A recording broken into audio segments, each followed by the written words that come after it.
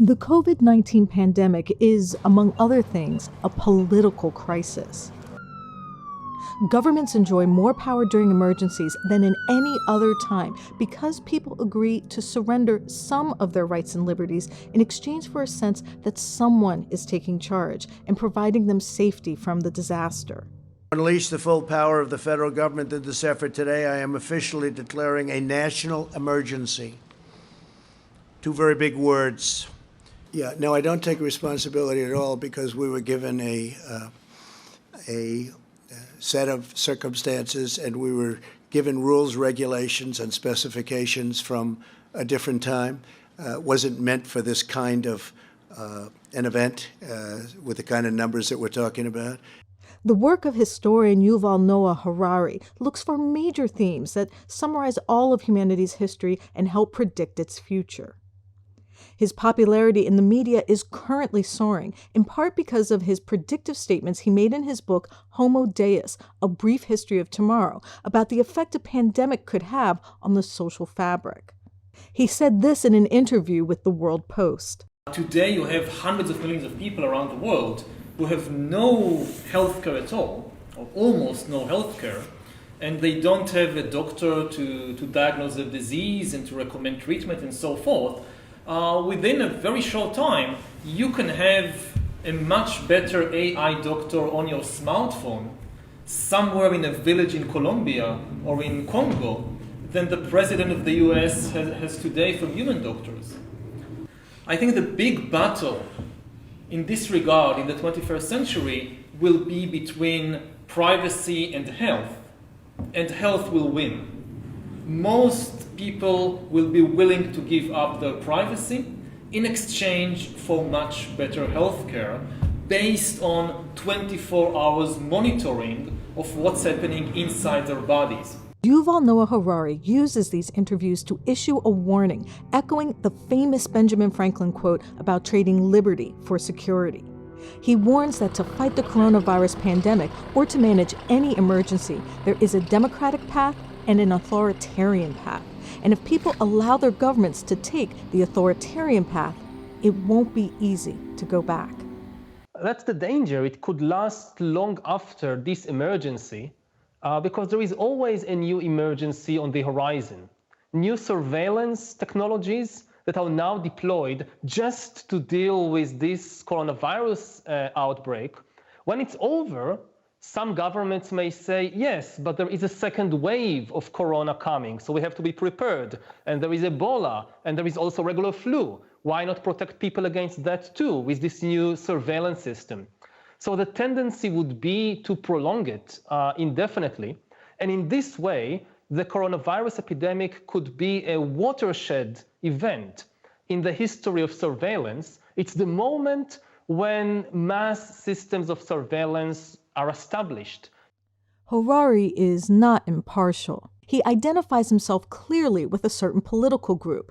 Although he is Israeli, he glorifies the leadership of the United States during the economic crisis of 2008 and the Ebola crisis of 2014, both responses under a Democratic president.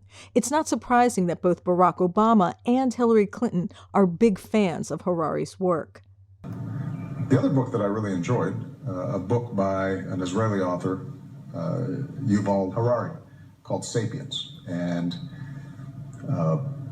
it's a sweeping history of the human race from 40,000 feet. And part of what makes it so interesting and provocative is that because it's such a condensed, sweeping history, it talks about some core things that have allowed us to build this extraordinary civilization that we take for granted but weren't a given, and gives you a sense of perspective. There is no global leadership. United States, which served as the global leader during the Ebola epidemic of 2014 and during the 2008 financial crisis, it basically abdicated its job as global leader. It made it very clear to the world that the US is no longer leader of the world. It cares basically just about itself. At the heart of Harari's philosophy is the idea that humanity's power over nature stems from the ability of humans to cooperate better than any other species on Earth, certainly better than viruses. And that cooperation can be based on any unifying idea, like a religious faith or a common interest. His theory can apply to political ideology and the global struggle between an increasingly disgraced liberal elite and right-wing populist movements. Harari's definition of liberalism is essentially the cooperation around a belief in science and truth. Scientists drew the conclusion that terrible sacrifices must be made in order to prevent a climate catastrophe. For people, generally liberals, who accepted the importance of that data, it meant cooperating with each other for immediate drastic change. But not everyone prioritizes the data. People chose to abandon science, and that's when we saw the rise of populist right-wing governments in places like Brazil, Britain, Hungary, India, and the United States. Here is what Harari told the BBC. Your trust in your government is very important. If you live in a country where for years, for decades, the government has abused the trust of the citizens, then this is the payday. This is when the citizens don't believe the government, and maybe they shouldn't. And it's the same also on the global level. We need today leaders on a global level, and if for years we have been eroding trust internationally, then today is payday. Today we need this trust, and it's gone. And truth is in short supply in countries with right-wing populist governments. Under Harari's theory, liberalism holds a high standard for facts and data. Ideologies without that standard have an advantage in that they can use misinformation to persuade people to act a certain way or argue for increased government powers without having to acknowledge a set of objective facts. But spreading misinformation in a pandemic has immediate consequences.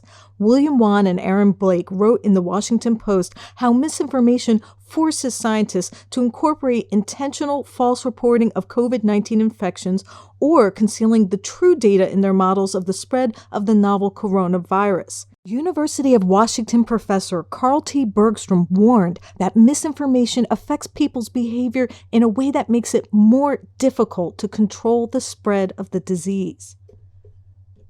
Dylan Rodriguez, professor at Riverside University, spoke to The Real News about how misinformation on COVID-19 fuels racism.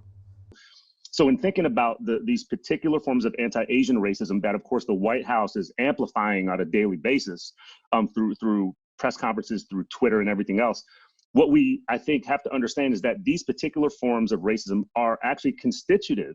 They are foundational to everyday normalized white supremacist thought, racist thought and culture in the U.S., including and especially in the halls of the federal government and the White House. Harari knows that COVID-19 isn't going to destroy the human race, but it is laying waste to the already weakened bastions of democracy, human rights, and privacy that progressives have fought for.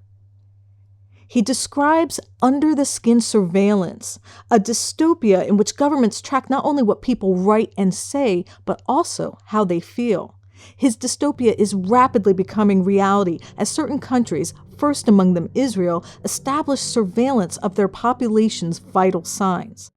We are talking about a system of monitoring an entire population all the time for biometric signals, allegedly in order to protect people from future epidemics, but this can also form the basis of an extreme totalitarian regime. Technology is not deterministic. You can build very different societies with the same technology, just as you could use trains and electricity and radio to build communist dictatorships or fascist regimes or liberal democracies in the 20th century. Yeah. So also in the 21st century, you can use AI and biotechnology to build paradise or hell. It's up to us. Reporting for the Real News Network, I'm Taya Graham.